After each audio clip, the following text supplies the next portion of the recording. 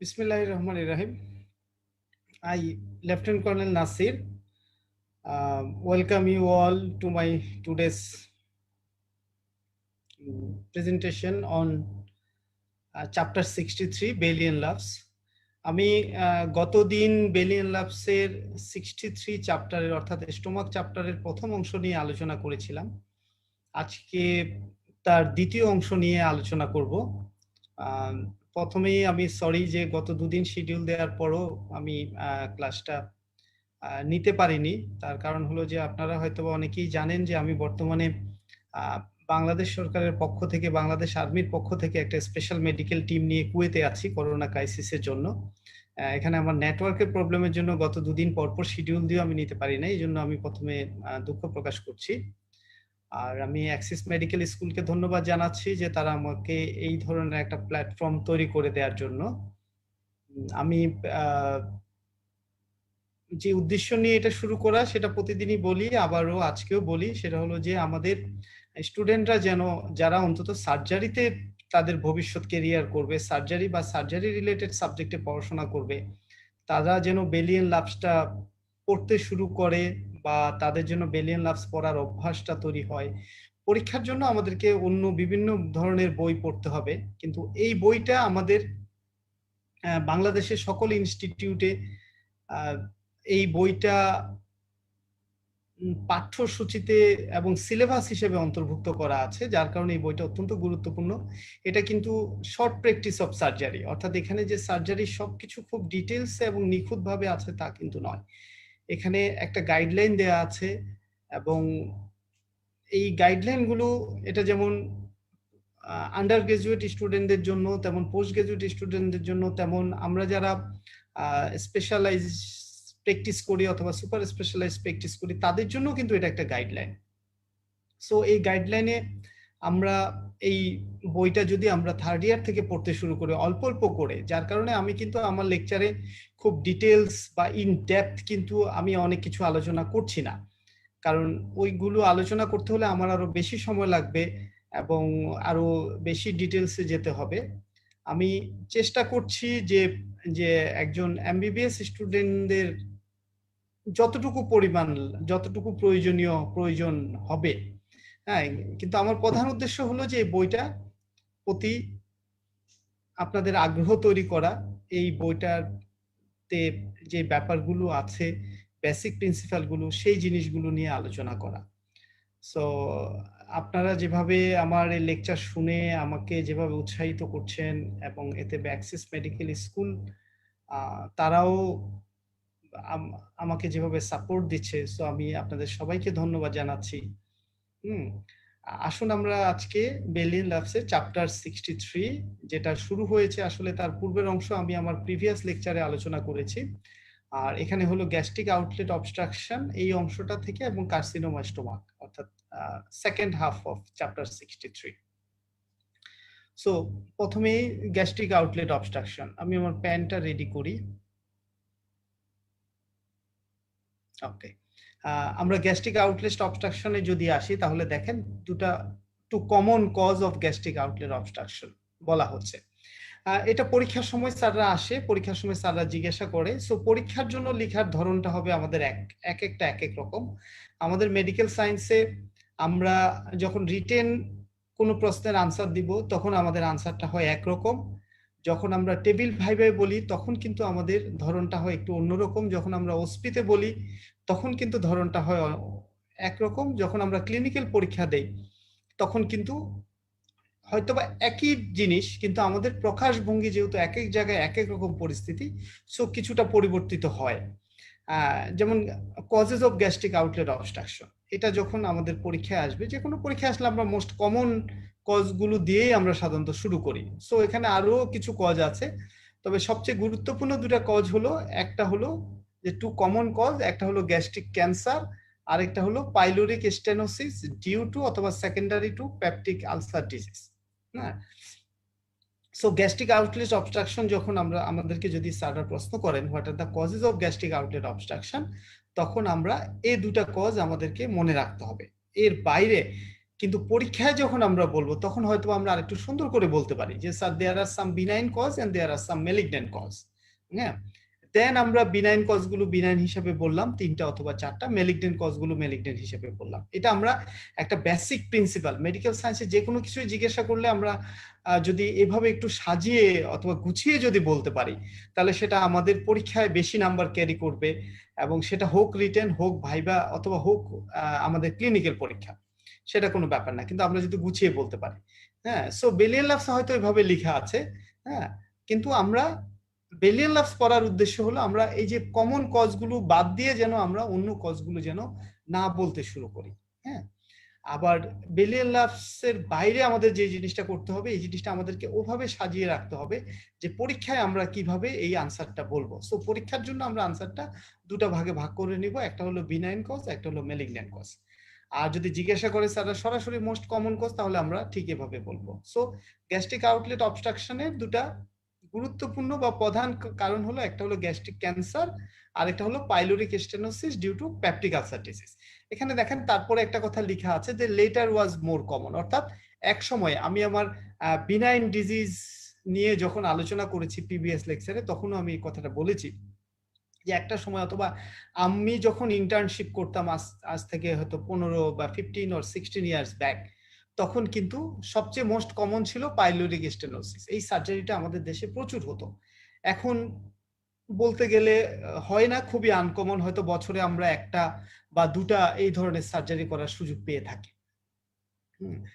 আর কিন্তু most common এখন হলো gastric ulcer, gastric cancer. So previously pyloric stenosis due to peptic ulcer disease were the most common, এটাই এই অংশে বলা হয়েছে। হ্যাঁ, আর পাইলোরিক স্টেনোসিস এটা দেখেন, এটা একটু মিসনোমার এখানে বলা হচ্ছে। কেন মিসনোমার বলা হচ্ছে? পাইলোরিক স্টেনোসিস আসলে স্টেনোসিসটা পাইলোরাসে হয় না, ম্যাক্সিমাম সময় এটা হয় ফার্স্ট পার্ট অফ দ্য ডিউডেনামে। ম্যাক্সিমাম সময় এটা কোথায় হয়? ফার্স্ট পার্ট অফ দ্য ডিউডেনামে। কিন্তু আমরা এটাকে পাইলোরিক স্টেনোসিস হিসেবেই বলে আসছি অনেক বছর, অনেক যুগ ধরে আমরা বলে আসছি। সো এটাকে আমরা এভাবেই মেনে নিয়েছি। সো এই ব্যাপারটা ক্লিয়ার করার জন্য এখানে এই জিনিসটা বেলিয়ান লাভসে বলা আছে, যে term pyloric stenosis is normally A misnomer. So এটা আমাদেরকে পরীক্ষার সময় অনেক সময় স্যাররা জিজ্ঞাসা করে। সো আমরা এটা খেয়াল রাখার চেষ্টা করব। দেন আমরা আসি সামারি বক্স 63.5। বেলিয়ান লাভসের প্রত্যেকটা বক্স, প্রত্যেকটা ফিগার, প্রত্যেকটা চার্ট, প্রত্যেকটা টেবিল অত্যন্ত গুরুত্বপূর্ণ। আমরা এখান থেকে অনেক গুরুত্বপূর্ণ ইনফরমেশন পাবো। আরেকটা জিনিস বলি, যে কোনো ডিজিজ সম্পর্কে আমরা যখন পড়ি তখন আমরা আসলে এই ডিজিজ সম্পর্কে কি কি পড়ি।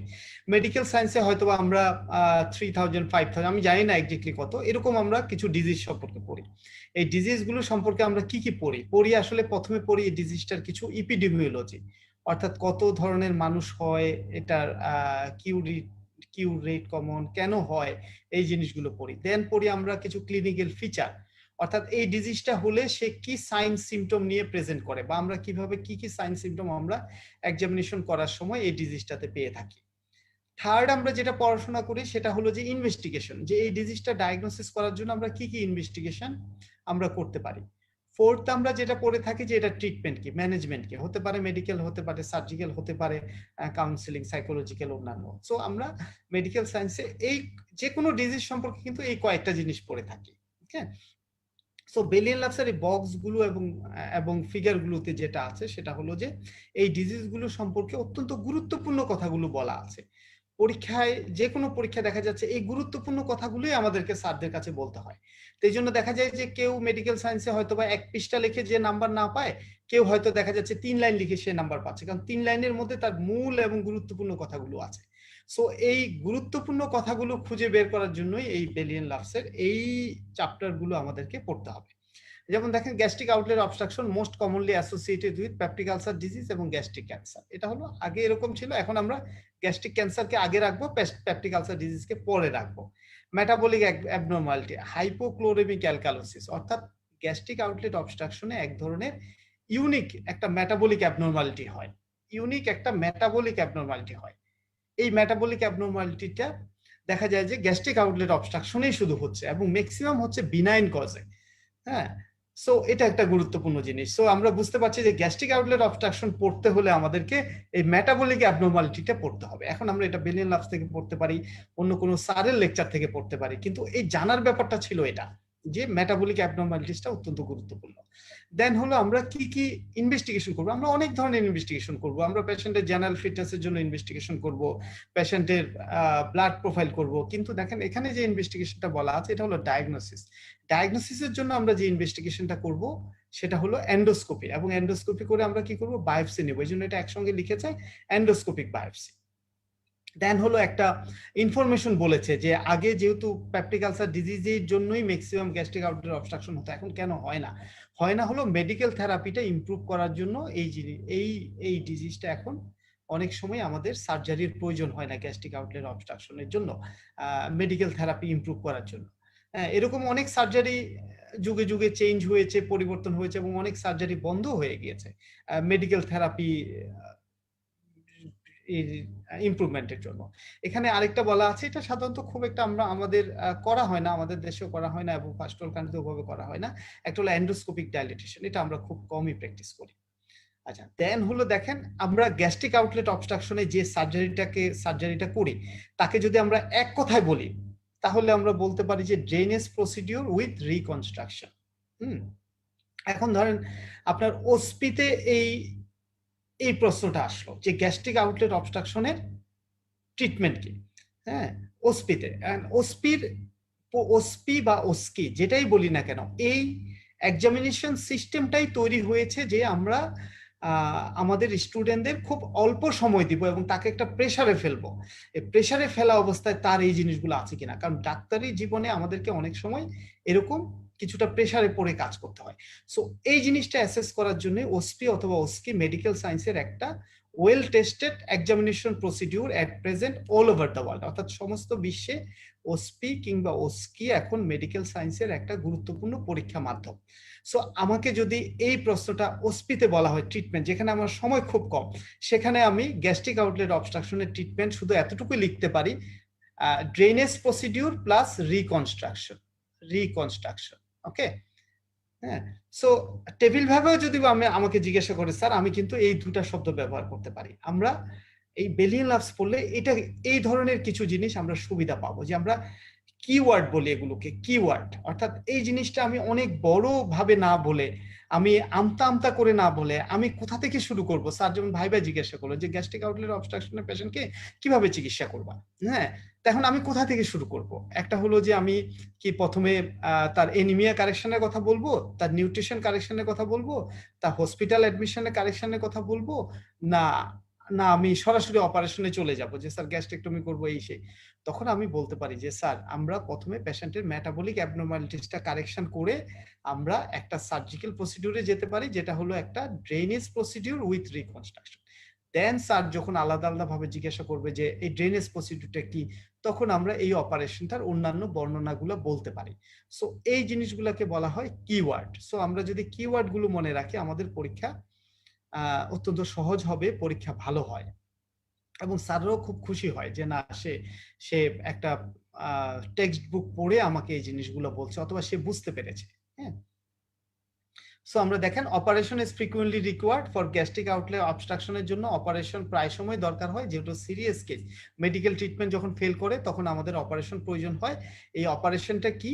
অপারেশনটা হলো একটা হলো drainage procedure with reconstruction for benign disease and drainage procedure resectional surgery, drainage procedure resection, drainage procedure and reconstruction, এটা হবে আমাদের মেলিগন্যান্ট সার্জারি। দেখেন ছোট করে বলা আছে। সো বেলিয়ান লাভসে এরকম কিছু ব্যাপার থাকে যে একটা লাইনের মধ্যে অনেক কিছু বলা থাকে। সো আমরা যখন এই বেলিয়ান পড়তে অভ্যস্ত করব তখন আমরা এই জিনিসগুলো বুঝে যাব। দেখেন এখানে তিনটা লাইনের মধ্যে বিনাইন ডিজিজে কি সার্জারি করব সেটাও বলা আছে, মেলিগন্যান্ট ডিজিজে কি সার্জারি করব সেটাও বলা আছে। তাহলে গ্যাস্ট্রিক আউটলেট অবস্ট্রাকশনে বিনাইন ডিজিজে আমরা কি সার্জারি করব, সেটা হলো আমরা করব হলো ড্রেনেজ প্রসিডিউর, এটাও বলতে পারি, অথবা আমরা বলতে পারি ড্রেনেজ প্রসিডিউর উইথ রিকনস্ট্রাকশন, দুটাই বলতে পারি। আচ্ছা, আর মেলিগন্যান্ট ডিজিজে কি করব? মেলিগন্যান্ট ডিজিজে আমরা রিসেকশন করব দেন রিকনস্ট্রাকশন করব, resection and reconstruction for malignant disease. Then আসি আমরা ক্লিনিক্যাল ফিচার। আমাদের পরীক্ষায় যখন ক্লিনিক্যাল ফিচার জিজ্ঞাসা করবে স্যাররা, তখন আমাদেরকে একটা একটা করে পয়েন্ট ধরে ধরে বলতে হবে। এমনকি অনেক সময় আমরা প্রথমে সাইন দেন সিমটম, অথবা প্রথমে সিমটম দেন সাইন হিসাবেও আমরা বলতে পারি। আর আমরা যখন পরীক্ষার খাতায় লিখবো তখনও পয়েন্ট আকারে লিখবো, কিন্তু বেলিয়ান লাভসে এই জিনিসগুলো পয়েন্ট আকারে লেখা নাই। সো আমরা দাগিয়ে দাগিয়ে পয়েন্ট আকার করার চেষ্টা করব, কিন্তু বেলিয়ান লাভসে যেটা আছে গুরুত্বপূর্ণ কোন জিনিসগুলো আমরা পরীক্ষায় মিস করব না সেই জিনিসগুলো আমরা এখান থেকে আইডেন্টিফাই করব। যেমন ক্লিনিক্যাল ফিচার বলতে গ্যাস্ট্রিক আউটলেট অবস্ট্রাকশনের ক্লিনিক্যাল ফিচার মধ্যে বলা আছে, প্রথমেই দেখেন একটা প্রিভিয়াস হিস্ট্রি, অর্থাৎ long history of peptic ulcer disease. Okay, হ্যাঁ, এই জিনিসটা থাকবে। সো এটা আমরা একটা পয়েন্ট হিসাবে পরীক্ষায় লিখব, হ্যাঁ, যে clinical feature of gastric outlet obstruction, patient may have a history of peptic ulcer disease for long time. Then আমরা কি আসবো, যেমন পেইনের কথা বলা আছে যে অনেক সময় পেইন থাকতে পারে, অনেক সময় পেইন নাও থাকতে পারে। তারপরে কি বলা আছে দেখেন, ভমিটিং এর কথা বলা আছে, অর্থাৎ থার্ড পয়েন্ট হলো ভমিটিং। হ্যাঁ, তারপরে কি বলা আছে সেটা বলা আছে যে পেশেন্ট, আমি ভমিটিংটা পরে আসি, আমি প্রথমে পয়েন্টগুলো বলি যাই। ক্লিনিক্যাল ফিচারে কি কি পয়েন্ট আছে, একটা পেলাম আমি long history of peptic ulcer disease, then আমি পেলাম পেইন, দেন পেলাম ভমিটিং, তারপরে আমি পাচ্ছি ওয়েট লস, তারপরে আমি পাচ্ছি পেশেন্ট মে ফিল আনওয়েল, অত উইকনেস থাকতে পারে, অ্যানোরেক্সিয়া থাকতে পারে, এই জিনিসগুলোকে আনওয়েল হিসেবে বোঝানো হয়েছে। তারপরে থাকতে পারে ডিহাইড্রেশন। ওকে, সো আমি যখন পরীক্ষায় লিখবো তখন কিন্তু আমি, এটা হবে আমার 1 number point history of peptic ulcer disease, pain 2 number point, 3 number হলো ভমিটিং, 4 নাম্বার হলো ওয়েট লস, 5 নাম্বার হলো অ্যানোরেক্সিয়া, আনওয়েল, যাই লিখে আমি লিখতে পারি, দেন হলো ডিহাইড্রেশন। সো ওগুলো হলো ক্লিনিক্যাল ফিচার। এটাকে আমি আবার সাইন এবং সিম্পটম হিসেবে সুন্দর করে আমি পরীক্ষার খাতায় লিখতে পারি। এখন দেখেন, এতগুলো সাইন সিম্পটমের মধ্যে সবচেয়ে গুরুত্বপূর্ণ হলো ভমিটিং, যার কারণে সবচেয়ে বেশি লাইন ভমিটিং সম্পর্কে লেখা হয়েছে। ওকে, গ্যাস্ট্রিক আউটলেট অবস্ট্রাকশনের ভমিটিং এর কিছু স্পেসিফিক ক্যারেক্টারিস্টিক্স আছে, হ্যাঁ, এবং গ্যাস্ট্রিক আউটলেট অবস্ট্রাকশনের ক্লিনিক্যাল ফিচারে বা এটা আলোচনা হলে আমাকে এই ভমিটিং সম্পর্কে বলতে হবে। হ্যাঁ, যেমন এই ভমিটিংটা যেটা এখানে লেখা নাই আমি সেটাও বলি। সবচেয়ে মোস্ট সবার আগে আমাকে বলতে হবে এই ভমিটিংটা হবে প্রজেক্টাইল, কোপিয়াস এবং ইনডিউস ভমিটিং, তিনটা শব্দ আমরা ব্যবহার করব এখানে। ইট শুড বি হিউজ, অর্থাৎ কোপিয়াস, অর্থাৎ অনেক অনেক পরিমাণটা অনেক বেশি হবে। দেন হলো এটা হবে প্রজেক্টাইল, যেহেতু পেশেন্ট অনেক দিন ধরে অনেকগুলো বমি ডিস্টেন্ডেড স্টোমাকের মধ্যে জমা আছে, এটার সঙ্গে একসঙ্গে যখন ভমিট করে পেশেন্ট যখন ভমিট করবে তখন এটা অনেকগুলো মানে ফোর্সে অনেক দূরে গিয়ে পড়বে, এই জন্য প্রজেক্টাইল। আর থার্ড হলো পেশেন্ট এত ডিসকমফোর্ট ফিল করবে যে পেশেন্ট ইনডিউস, অর্থাৎ পেশেন্ট নিজে আঙ্গুল দিয়ে বমি করবে। সো গ্যাস্ট্রিক আউটলেট অবস্ট্রাকশনের বমি সম্পর্কে প্রথম যে তিনটা কথা আমরা বলবো সেটা হলো it will be projectile, induce and copious vomiting. Then কি আসবে, এটা হবে আনপ্লিজেন্ট ইন নেচার। ওকে, এটা আনপ্লিজেন্ট ইন নেচার হবে, এটা সাওয়ার ইন টেস্ট হবে, এবং টোটালি লেকিং অফ বাইল। এটা হলো একটা গুরুত্বপূর্ণ পয়েন্ট, অর্থাৎ অর্থাৎ আমাদের গ্যাস্ট্রিক আউটলেট অবস্ট্রাকশনের আমাদের গ্যাস্ট্রিক আউটলেট অবস্ট্রাকশনের বমির একটা গুরুত্বপূর্ণ বৈশিষ্ট্য হবে যে এখানে কোনো বাইল থাকবে না, কারণ আমরা জানি যে বাইলটা সিক্রেশন হয় কোথায়, সেকেন্ড পার্ট অফ দ্য ডিউডেনামে, আর আমাদের এই গ্যাস্ট্রিক আউটলেট অবস্ট্রাকশনটা হচ্ছে কোথায়, ফার্স্ট পার্ট অফ দ্য ডিউডেনামে। সো এই second part of the duodenum থেকে যেহেতু এখানে অবস্ট্রাকশন হচ্ছে, সো কোনো বমিতেই এটা বাইল আমাদের এখানে আসতে পারবে না। হ্যাঁ, সো আমাদের এটা মনে রাখতে হবে। এবং দেখেন আরেকটা গুরুত্বপূর্ণ point, it can be recognized by food stuff taken several days previously, অর্থাৎ 3-4 দিন পূর্বের খাবার এখানে জমা থাকবে। যেহেতু আমি গত লেকচারে বলেছি গ্যাস্ট্রিক আউটলেট অবস্ট্রাকশন মানে আমাদের স্টোমাক থেকে খাবার স্মল ইন্টেস্টাইনে যেতে পারছে না। সো যেহেতু স্টোমাক থেকে খাবার স্মল ইন্টেস্টাইনে যেতে পারছে না, সো এই যে খাবারগুলো জমে থাকছে ডাইজেস্টেড এবং আনডাইজেস্টেড, এবং সবকিছু কিন্তু আমাদের স্টোমাকে ডাইজেশন হয় না। সো এই ধরনের previously digested and undigested food material আমাদের আসবে। সো গ্যাস্ট্রিক আউটলেট অবস্ট্রাকশনের সবচেয়ে গুরুত্বপূর্ণ যে ফিচার সেটা হলো ভমিটিং, এবং ভমিটিং সম্পর্কে আমি যে কথাগুলো আছে এগুলো আমি আবার সুন্দর করে ফাইনালি বলি। The vomiting will be copious, then holo it will be projectile and it will be induced, it will be unpleasant and sour in taste, and it is totally lacking in bile, অর্থাৎ এতে বাইল থাকবে না, এবং it contain the food stuff taking several days previously। হ্যাঁ, so এই বৈশিষ্ট্যগুলো আমাদেরকে মনে রাখতে হবে এবং ধারাবাহিকভাবে মনে রাখতে হবে, এবং আমাদেরকে এটা পরীক্ষায় এভাবেই বলতে হবে। তারপরে আসি যেটা বলছিলাম, গ্যাস্ট্রিক আউটলেট অবস্ট্রাকশনের আরেকটা ইউনিক ব্যাপার হলো মেটাবলিক ইফেক্ট, অর্থাৎ মেটাবলিক কনসিকোয়েন্স। ওকে, তো মেটাবলিক কনসিকোয়েন্সটা কি হচ্ছে, আমাদের পেশেন্টের কি হচ্ছে, বমি হচ্ছে। বমি মানে কি, স্টোমাকে যেটা থাকে সেটা হলো hydrochloric acid, hydrochloric acid. So পেশেন্টের বমির সঙ্গে কি লস হচ্ছে, হাইড্রোক্লোরিক অ্যাসিড লস হচ্ছে। হাইড্রোক্লোরিক অ্যাসিড লস হতে তার ক্লোরিন কমে যাবে বডিতে, সো কি হবে, হাইপোক্লোরেমিক এবং অ্যালকালোসিস, মেটাবলিক অ্যালকালোসিস। সো এই দুটা জিনিস দিয়ে তার মেটাবলিক অ্যাবনর্মালিটিটা স্টার্ট হবে। অর্থাৎ একটা মেটাবলিক যে অ্যাবনর্মালিটিটা ভমিটিং এর জন্য হচ্ছে, তার প্রথমে কি হচ্ছে, হাইপোক্লোরেমিক অ্যালকালোসিস হচ্ছে, অর্থাৎ বডিতে ক্লোরিন কমে যাচ্ছে, এবং যেহেতু অ্যাসিড লস হচ্ছে, যেহেতু ক্লোরিন লস হচ্ছে হাইড্রোক্লোরিক অ্যাসিডের মধ্যে, সো হাইপোক্লোরেমিক হচ্ছে, এবং যেহেতু অ্যাসিড লস হচ্ছে, সো অ্যালকালোসিস হবে। আচ্ছা, এই দুটা হওয়ার পরে তখন আমাদের সেকেন্ড কি হবে, বডিতে যেহেতু অ্যালকালোসিস হচ্ছে, সো বডিতে বেশি থাকবে কি, বাইকার্বনেট থাকবে। ওকে, সো আমাদের কি হবে, আমাদের ইউরিনের দিয়ে আমাদের এই বাইকার্বনেটটা এক্সক্রিটেড হবে, এক্সক্রিশন হবে। হ্যাঁ, এবং বাইকার্বনেটের সঙ্গে কি যাবে, সোডিয়াম যাবে, এবং sodium is the main player of the this metabolic consequence or metabolic যে ঘটনাটা ঘটে সেখানে। হ্যাঁ, অর্থাৎ আমাদের বডিতে হাইপোক্লোরেমিয়া হলো অ্যালকালোসিস, হলো অ্যালকালোসিসের জন্য বডিতে বাইকার্বনেট বেশি থাকবে, এবং এই বাইকার্বনেটটা আমাদের ইউরিনের সঙ্গে এক্সক্রিশন হবে, এবং ইউরিনের সঙ্গে যখন বাইকার্বনেট এক্সক্রিশন হবে, তার সঙ্গে যাবে কি, সোডিয়াম যাবে। ওকে, তা এখন সোডিয়াম যেতে যেতে একসময় কি হবে, পেশেন্ট হাইপোনেট্রেমিক হবে এবং ডিহাইড্রেশন হবে। আমাদের ডিহাইড্রেশনের একটা মূল কারণ হলো সোডিয়াম। ওকে, বডিতে সোডিয়াম কমে যাওয়া, যার কারণে আমরা লুজ মোশন হলে বা অন্য কিছু হলে আমরা পেশেন্টকে ওরসালাইন দিই। ওরসালাইনের একটা গুরুত্বপূর্ণ কম্পোনেন্ট হলো সোডিয়াম ক্লোরাইড, অর্থাৎ সোডিয়াম। সো এই যে যখন ডিহাইড্রেশন হবে, তখন কি হবে, এক সময় বডি কি করবে, সোডিয়াম রিটেনশন করবে, রেনিন এনজিওটেনসিন মেকানিজমটা অ্যাক্টিভেট হবে, অ্যাক্টিভেট হয়ে সোডিয়ামটা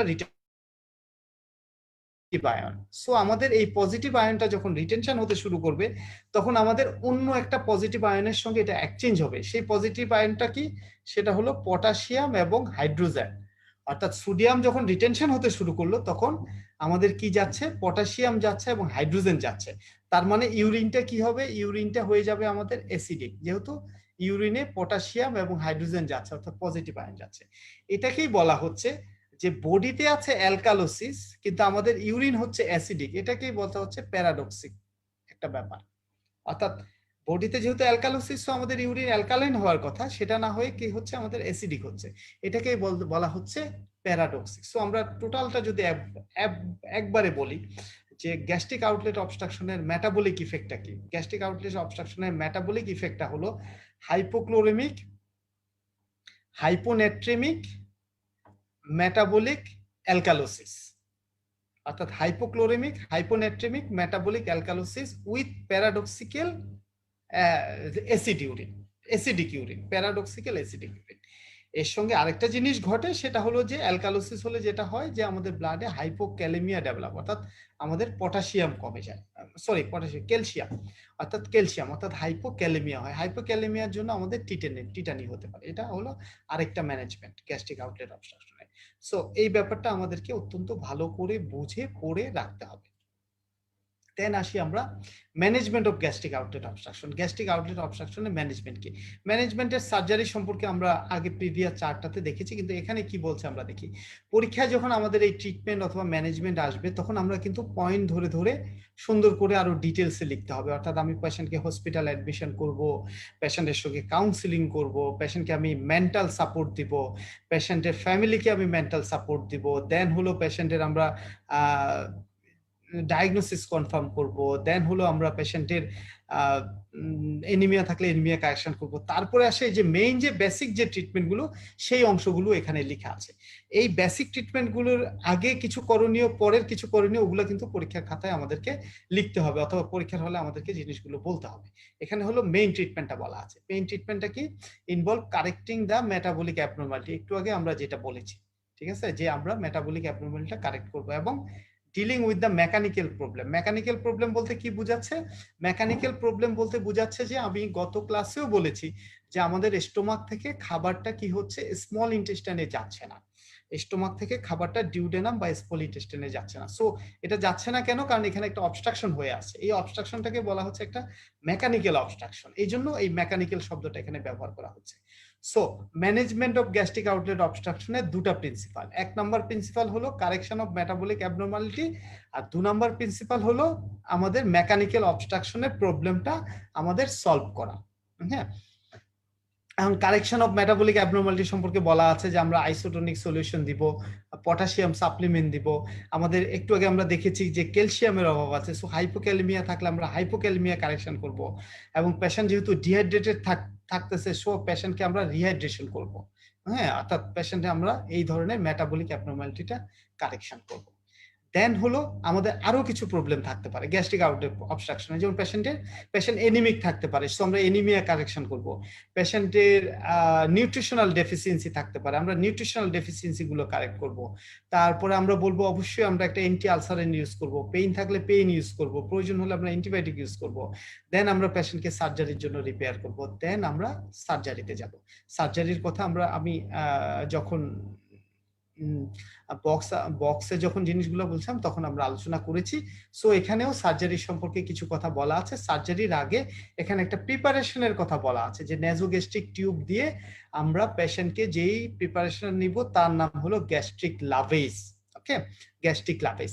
এটা সম্ভবত আমি আমার ক্লিনিক্যাল যে ক্লাস আছে সেখানে আমরা আলোচনা করেছিলাম যে আমরা নেজোগ্যাস্ট্রিক টিউব এখন আমরা আসলে ওইভাবে অন গ্রাউন্ডে ইউজ করি না, আমরা ইউজ করি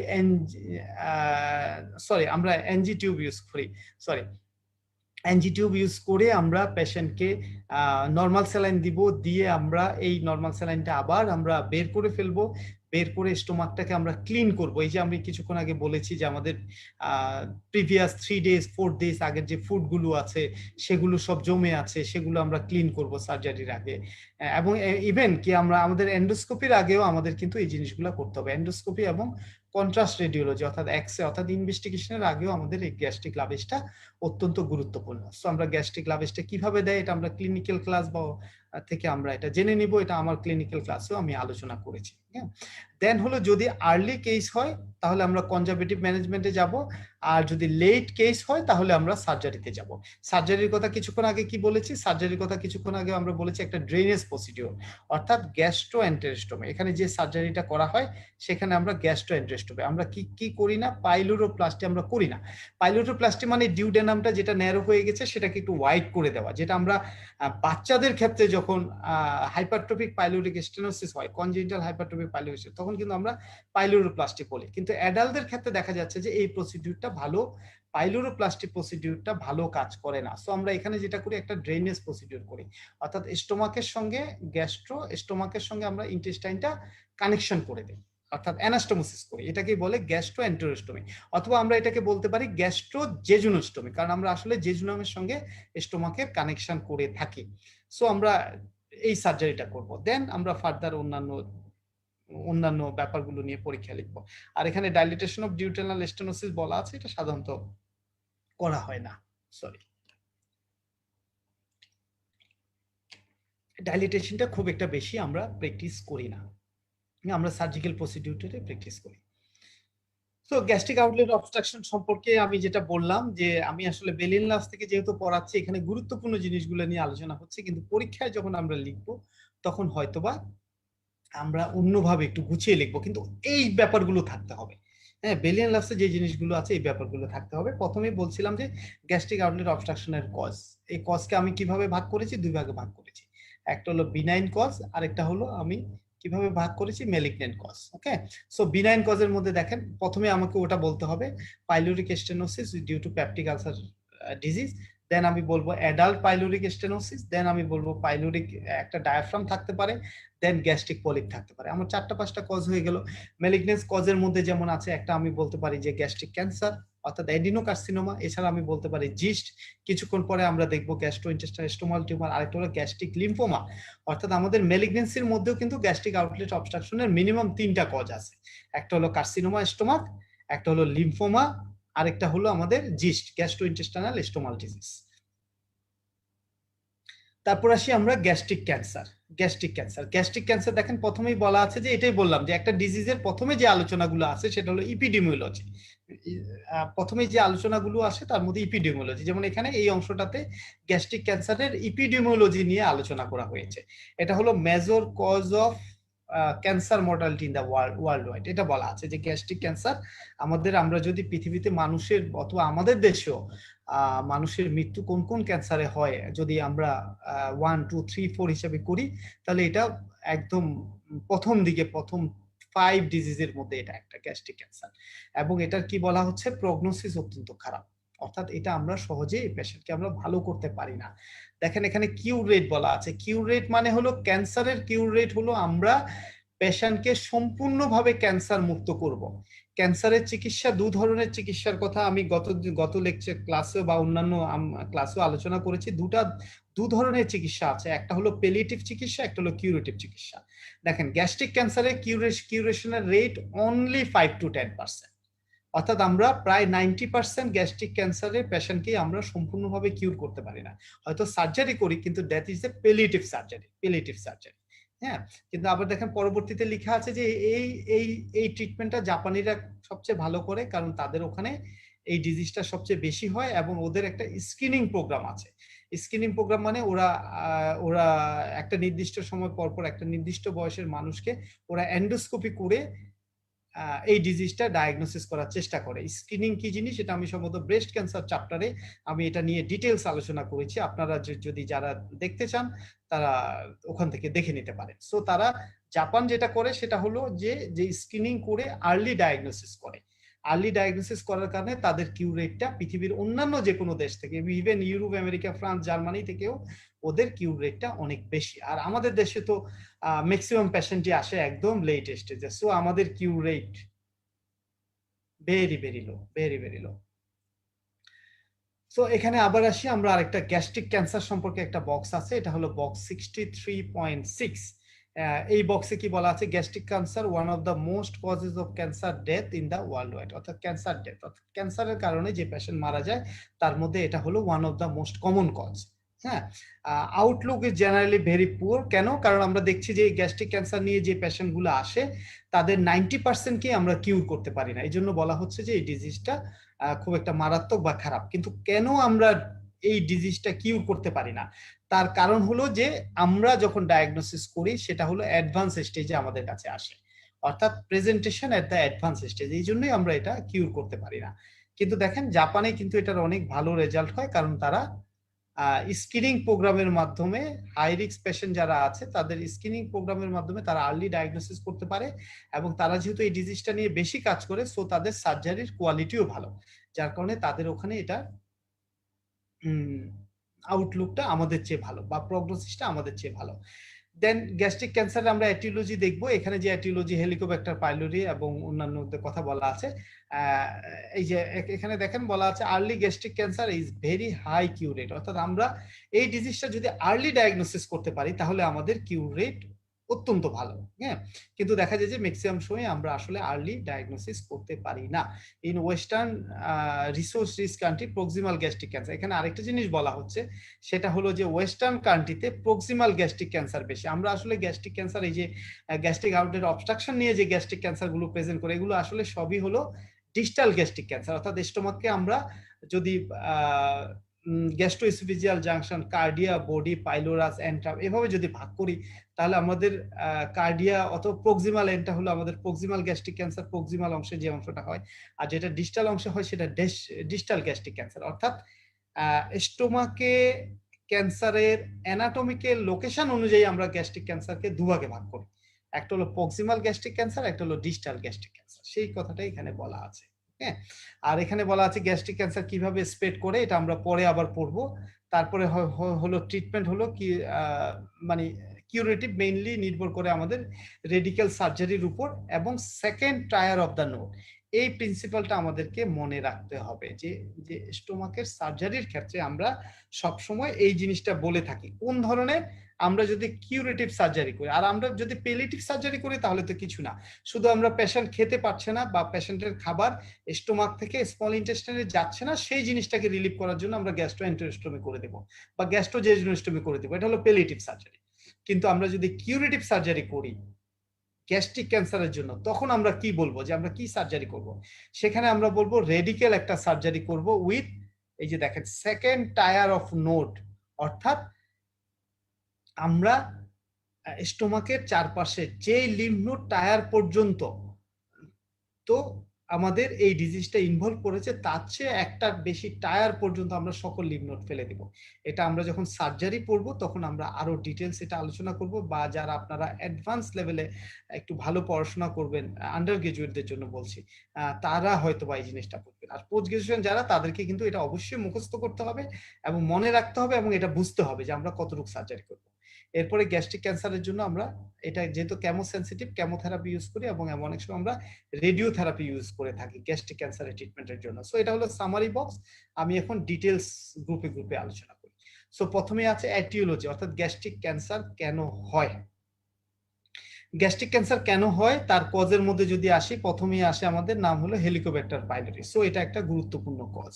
হ্যাঁ, সো গ্যাস্ট্রিক ক্যান্সারের কজের মধ্যে একটা গুরুত্বপূর্ণ কজ হলো হেলিকোব্যাক্টার পাইলোরি। কিন্তু আমরা প্রথমেই বলে রাখবো যে gastric cancer is a multifactorial disease. Sir যখন আমাদেরকে পরীক্ষার হলে জিজ্ঞাসা করবে বা আমরা যখন পরীক্ষার খাতায় লিখবো যে আচ্ছা বলো তো গ্যাস্ট্রিক ক্যান্সারের কারণ কি, তখন আমরা কিন্তু একবারেই বলতে শুরু করবো না স্যার হেলিকোব্যাক্টার পাইলোরি এই একটার পর একটা। নো, আমরা একটু সুন্দর করে বলার চেষ্টা করবো। সুন্দর করে বলার চেষ্টার প্রথমেই যেটা হবে যে gastric cancer is a multifactorial disease.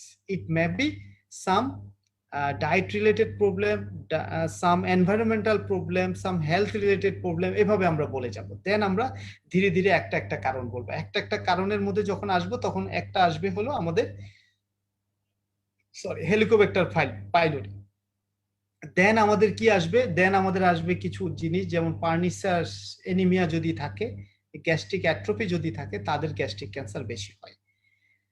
যাদের পূর্বে বিনাইন ডিজিজের জন্য সার্জারি করা হয়েছিল, এটা আমার প্রিভিয়াস লেকচার এবং ক্লিনিক্যাল অংশে আমি অত্যন্ত ডিটেলস আলোচনা করেছি যে পেপটিক আলসার ডিজিজের জন্য একসময় আমরা এই যে বিলরো টু পোলিয়া গ্যাস্ট্রেক্টমি, গ্যাস্ট্রোজেনোস্টমি, ট্রাঙ্কাল ভ্যাগোটমি, এই সার্জারিগুলো আমরা করতাম।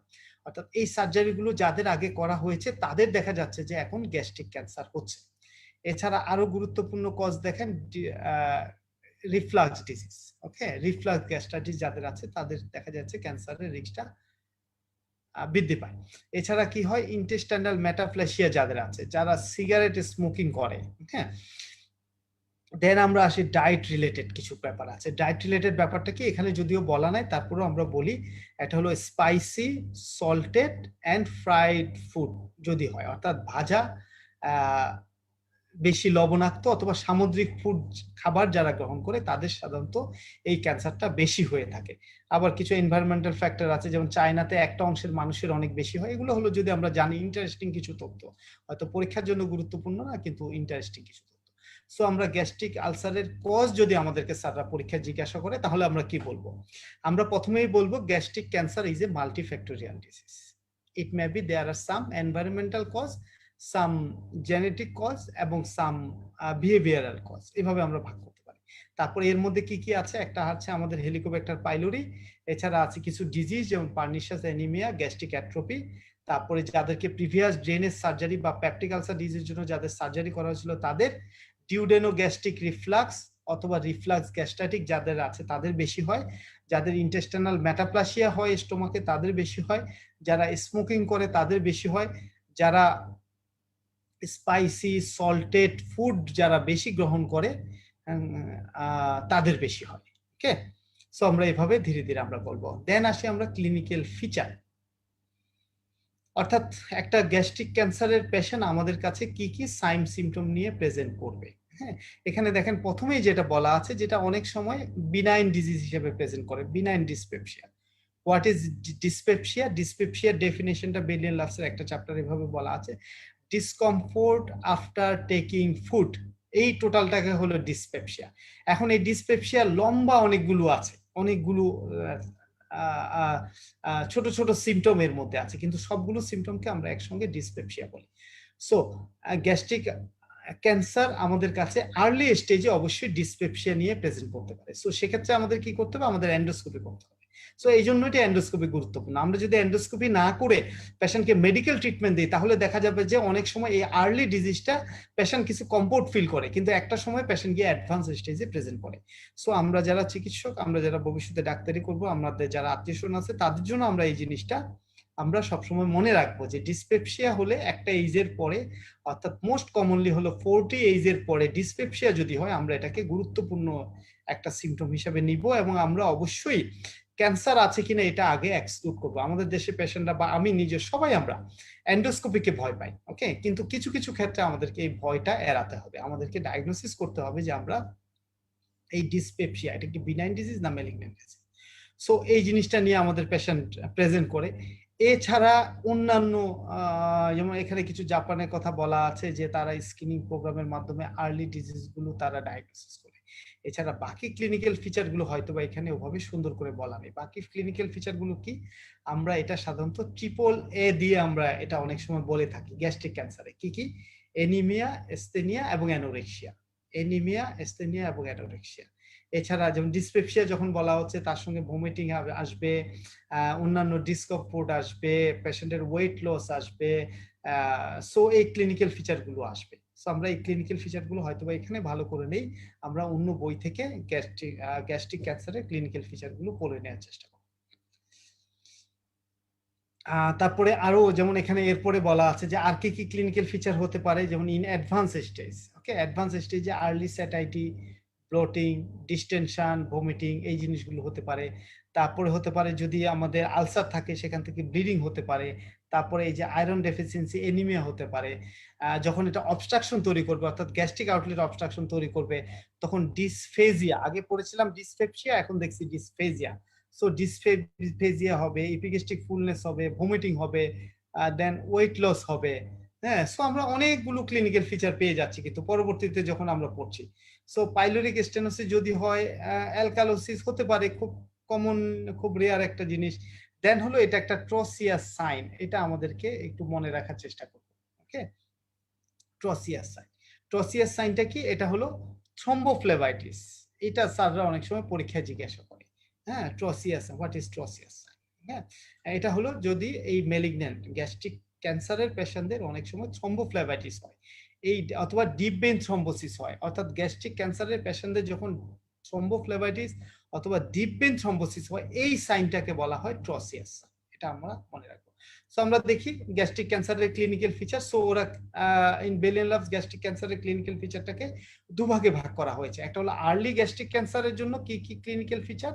আর্লি গ্যাস্ট্রিক ক্যান্সারের জন্য মেইন ফিচার হলো বিনাইন ডিসপেপসিয়ার মতো প্রেজেন্ট করতে পারে, ওকে।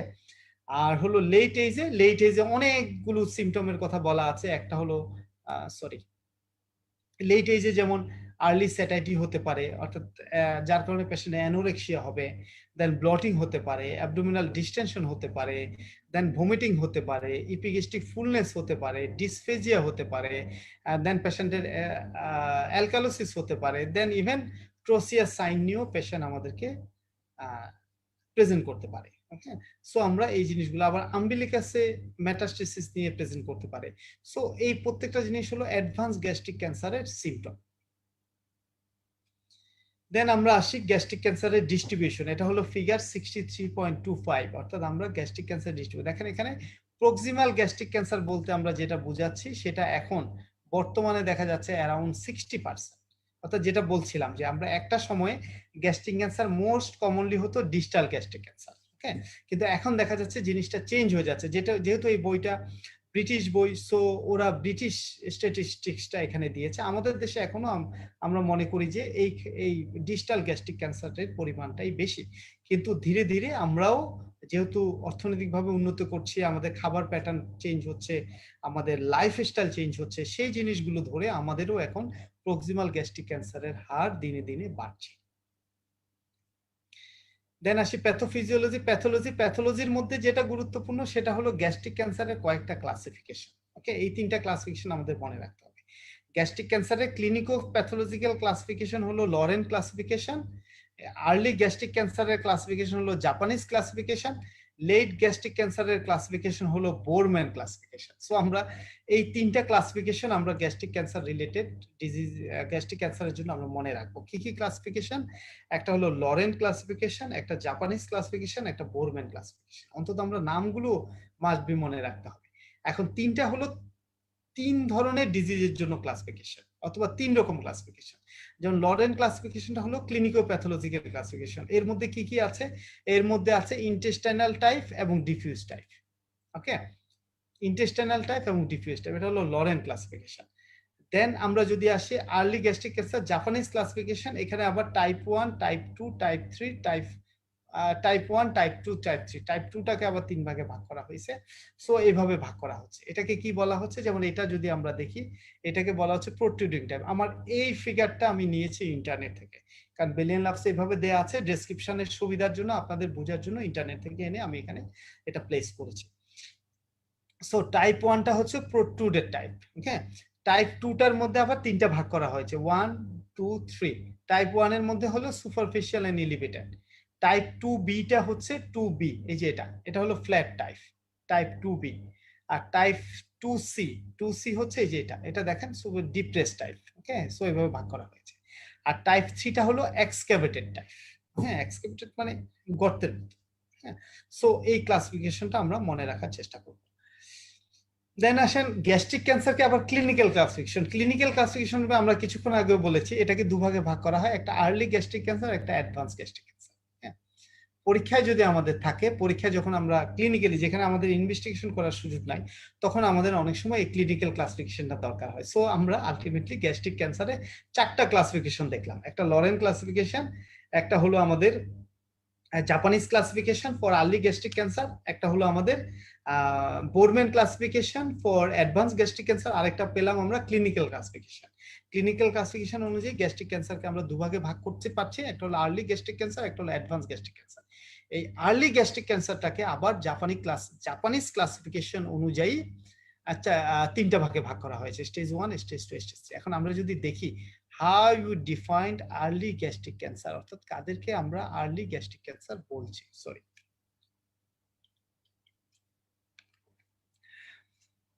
আমরা আর্লি গ্যাস্ট্রিক ক্যান্সার ডিফাইন করছি হলো যেটা মিউকোজা এবং সাবমিউকোজাতে লিমিটেড থাকবে, with or without lymph node involvement, এবং এটা টিএনএম ক্লাসিফিকেশন হলো T1 এবং NEA।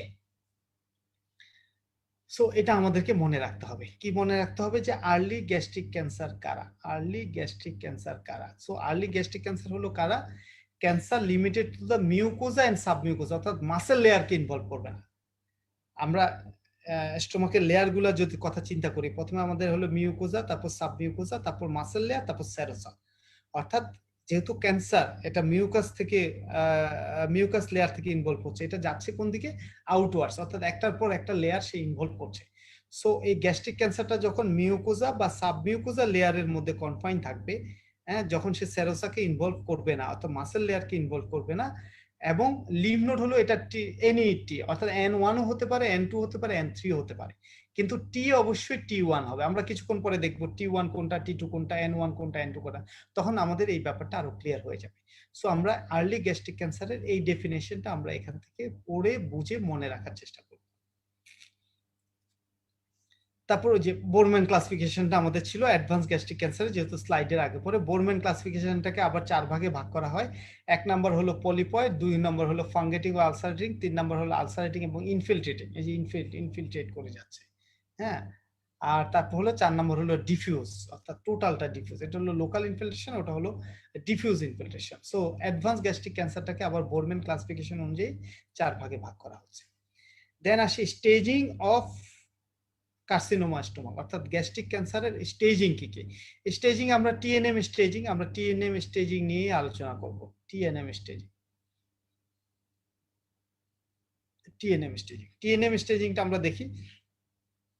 সরি, বেলিয়ান লাভসের টেবিল 63.5 এ আমরা যদি দেখি, এখানে আমরা যেটা মনে রাখার চেষ্টা করব সেটা হলো আমরা ভাগ করব, এখানে একসঙ্গে দেয়। এটা হলো আমাদের টি স্টেজিং। প্রথমে টি স্টেজিংটার মধ্যে কি আছে? T1, T2, T3, T4। T4 এ যদি এ বি আমরা মনেও না রাখতে পারি, আমরা কিছুটা ধারণা রাখবো এরকম পর্যন্ত। আমাদের টি অনুযায়ী গ্যাস্ট্রিক ক্যান্সারের টি ক্লাসিফিকেশন আবার 4টা ভাগে ভাগ করা হয়েছে, T1, T2, T3 এবং T4। এবং এন ক্লাসিফিকেশনটা দেখেন, এন কে ভাগ করা হয়েছে দুভাবে, N0, N1, N2, N3, sorry 4 ভাবে, N0, N1, N2, N3। আর মেটাস্টেসিস আমরা সব ক্যান্সারের ক্ষেত্রেই জানি M0 এবং M1। M0 মানে নো মেটাস্টেসিস, M1 মানে ডিস্টেন্স মেটাস্টেসিস। সো এটা হলো টিএনএম স্টেজিং। টিএনএম স্টেজিংটা করা হয় টি, এটা হলো যে আমরা যদি অন্যান্য সফট টিস্যু টিউমার দেখি তাহলে আমরা টি হলো টিউমার সাইজ দিয়ে নির্ধারণ করি, কিন্তু আমাদের যদি ইসোফেগাস, স্টোমাক অর্থাৎ এই জিআইটির ক্ষেত্রে আসে তখন ইনভলভমেন্ট অফ দ্য লেয়ার কে ভিত্তি করে আমরা এই T1, T2, T3 এবং T4 এই ক্লাসিফিকেশনটা করে থাকি। আর এন হলো সব ক্যান্সার ডিজিজের জন্য হলো লিম্ফ নোড ইনভলভমেন্ট, হ্যাঁ। আর এম হলো সব ক্যান্সার ডিজিজের জন্য মেটাস্টেটিক, অর্থাৎ মেটাস্টেসিস আছে না নাই তার উপর ভিত্তি করে।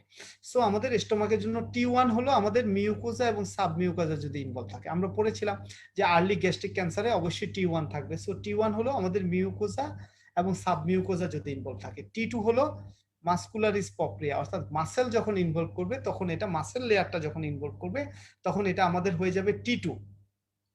আর T3 যখন হবে, যখন মাসেল লেয়ারটা ক্রস করে সে সাব সেরোসা পর্যন্ত পৌঁছায় যাবে তখন আমাদের T3। অর্থাৎ T2 T3টা যদি বুঝতে চান তাহলে এভাবে বুঝতে, মাসেল লেয়ার জাস্ট ইনভলভ করব কিন্তু পুরো মাসেল লেয়ারটাকে সে ইনভলভ করলো না, তখন আমরা তাকে বলবো T2। আর T3 হলো যদি পুরো মাসেল লেয়ারটা ইনভলভ করে।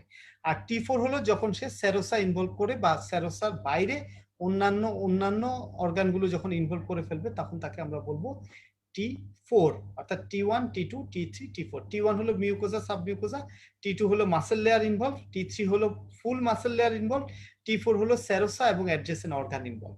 আর লিম্ফ নোড N0 হলো কোনো লিম্ফ নোড ইনভলভ করেনি, N1 হলো একটা থেকে দুটা লিম্ফ নোড, N2 হলো 3 to 6, N3 হলো মোর দেন 6, অর্থাৎ 7 থেকে উপরের দিকে। ডিস্টেন্স মেটাস্টেসিস হলো M0 হলো নো মেটাস্টেসিস, M1 হলো মেটাস্টেসিস। এখন এই তিনটার কম্বিনেশন অনুযায়ী আমরা যেটা করি সেটা হলো আমাদের স্টেজিং। ওকে, স্টেজিং অনুযায়ী আমরা স্টেজিংটাকে প্রথমে দুভাগে, একটা ভাগ আমাদের কনফার্ম, সেটা হলো যেখানে M1 আছে এটা হলো অলওয়েজ স্টেজ 4, এটা হলো অলওয়েজ স্টেজ 4। স্টেজিংটা যে কোনো ক্যান্সারের স্টেজিং হলো 4টা, একটা হলো স্টেজ 1, স্টেজ 2, স্টেজ 3, স্টেজ 4। ওকে, এগুলোর মধ্যে হয়তো আবার সাব গ্রুপ থাকতে পারে কিন্তু বেসিক গ্রুপ হলো 4টা, 1, 2, 3, 4। আর 4টা সবসময় ফিক্স, যখন ডিস্টেন্স মেটাস্টেসিস থাকে তখন স্টেজ 4। আর দেখেন এখানে স্টেজ 1 কোনটা, স্টেজ 1। স্টেজ 1 কে ওরা আবার দুভাগে ভাগ করেছে, আমরা এতটা ডিটেল যদি মনে নাও রাখতে পারে আমরা আরো কম করে মনে রাখার চেষ্টা করব। স্টেজ 1 এর মধ্যে আছে T1, N1, হ্যাঁ। তারপরে আছে স্টেজ 2, এই যে স্টেজ 2, স্টেজ 2টাকে আবার স্টেজ 2A, 2B এ পর্যন্ত ভাগ করা আছে, 2A, 2B দুটো ভাগে ভাগ করা হয়েছে। সো স্টেজ 2 তে কি আসতেছে আমাদের, দেখেন T3 পর্যন্ত আসছে, অর্থাৎ T4A পর্যন্ত আসতেছে উইথ N2 উইথ M0 অবশ্যই, এটা হলো স্টেজ 2। দেন আসতেছে আমরা স্টেজ 3। স্টেজ 3 কে তারা আবার 1, 2, 3 তিন ভাগে ভাগ করা হয়েছে, হ্যাঁ। তারপর হলো আমাদের স্টেজ 4, অর্থাৎ গ্যাস্ট্রিক ক্যান্সারের স্টেজিংটা আমরা 1, 2, 3, 4 এটাও যদি আমরা মনে রাখতে পারি তাহলে আমাদের কাজ করবে। দেন হলো আমরা আরো ডিটেইলস যখন ভবিষ্যতে পড়বো তখন আমরা আরো ডিটেইলস পড়বো। এই ছবিটা দেখানোর উদ্দেশ্য হলো যে স্টোমাক ক্যান্সারের সার্জারির জন্য lymph node station dissection is a গুরুত্বপূর্ণ জিনিস। অর্থাৎ স্টোমাকে শুধু আমি একটা অ্যানাস্টোমোসিস করে আসলাম, হ্যাঁ, আমি অল্প কিছু লিম্ফ নোড নিয়ে আসলাম না, এটা হবে না। আমাদেরকে স্টেশন ধরে ধরে আমাদেরকে যদি কিউরেটিভ সার্জারি করতে হয় তাহলে আমাদেরকে দেখেন এখানে প্রায় 119টার মতো স্টেশন আছে, হ্যাঁ। সো আমি 1, 2, 3, 4 ধরে আমার স্টেশন ধরে ধরে আমাদেরকে সার্জারি করতে হবে। এই জন্য গ্যাস্ট্রিক ক্যান্সারের জন্য লিম্ফেটিক ড্রেনেজটা এত গুরুত্বপূর্ণ। এই যে দেখেন এখানে স্টেশন 1, স্টেশন 2, তারপরে হলো 3, তারপরে 4, তারপর 5, এটা হলো পেরিগ্যাস্ট্রিক, 5, 6 এগুলো হলো পেরিগ্যাস্ট্রিক স্টোমাকের চারপাশে, এগুলাকে বলা হয় টায়ার 1। হ্যাঁ, ওই যে কিছুক্ষণ আগে বলতেছিলাম যে 1 টায়ার অ্যাহেড আমাদেরকে সার্জারি করতে হবে, এগুলো হলো টায়ার 1। দেন হলো দেখেন 7, 8, 9, 10, অর্থাৎ মূল ভেসেলের সঙ্গে যেগুলো আছে। সো এইভাবে করে স্টেশন এবং টায়ারটা ভাগ করা হয়েছে গ্যাস্ট্রিক ক্যান্সারের জন্য। এটা জাস্ট বলে রাখার জন্য, মনে রাখার জন্য। আর আপনারা যখন ডিটেলস পড়বেন তখন অবশ্যই এগুলো ডিটেলস পড়তে হবে। তারপর আসি আমরা স্টোমাক ক্যান্সারের মেটাস্টেসিস কিভাবে হয়। কিছুক্ষণ আগে আমরা দেখছিলাম চার্টের মধ্যে স্টোমাক ক্যান্সার মেটাস্টেসিস একটা ডিরেক্ট স্প্রেড হতে পারে, অর্থাৎ সে মাসল লেয়ার ক্রস করে, সেরোসা ক্রস করে সে প্যানক্রিয়াসকে ইনভলভ করলো, অথবা কোলনকে ইনভলভ করলো, অথবা লিভারকে ইনভলভ করলো। সো এটা হবে আমাদের ডিরেক্ট স্প্রেড। এছাড়া কি হতে পারে, লিম্ফেটিক স্প্রেড হতে পারে, ব্লাড বোর্ন মেসেজ হতে পারে। আরেকটা হতে পারে ট্রান্সপেরিটোনিয়াল অথবা ট্রান্সসিলোমিক, অর্থাৎ গ্যাস্ট্রিক ক্যান্সার চারটা ভাবে স্প্রেড হতে পারে। একটা কি ডিরেক্ট স্প্রেড হতে পারে, একটা লিম্ফেটিক স্প্রেড হতে পারে, একটা ব্লাড বোর্ন মেটাস্টেসিস হতে পারে, একটা ট্রান্সসিলোমিক, অর্থাৎ আমাদের স্টোমাকের ইন্টারপেরিটোনিয়াল সিডলিং হতে পারে, ইন্টারপেরিটোনিয়ালি সেটা, এটাকেই বলা হচ্ছে ট্রান্সপেরিটোনিয়াল অথবা ট্রান্সসিলোমিক স্প্রেড। দেন আসি আমরা এটা হলো কিছু এটা যেটা বলা হচ্ছে যে আমরা অপারেবিলিটি এবং রিসেক্টিবিলিটি, এই দুটা টার্ম আমরা অনেক সময় আমাদের এই সার্জারিতে অন্যান্য চ্যাপ্টারে আমরা এটা পাবো। অপারেবিলিটি এবং রিসেক্টিবিলিটি। অপারেবিলিটি হলো যখন আমরা কিউরেটিভ সার্জারি করতে পারবো, তখন তাকে বলা হচ্ছে আমাদের অপারেবিলিটি। এই জন্য স্টোমাক ক্যান্সারে যদি আমরা অপারেবিলিটি, অর্থাৎ আমরা পেশেন্টকে যদি কিউরেটিভ সার্জারি না করতে পারি, তখন আমরা পেশেন্টকে কোনো এক্সট্রা, অর্থাৎ আমরা সার্জারিটা এক্সটেনশনটা এতটা বেশিটা করব না।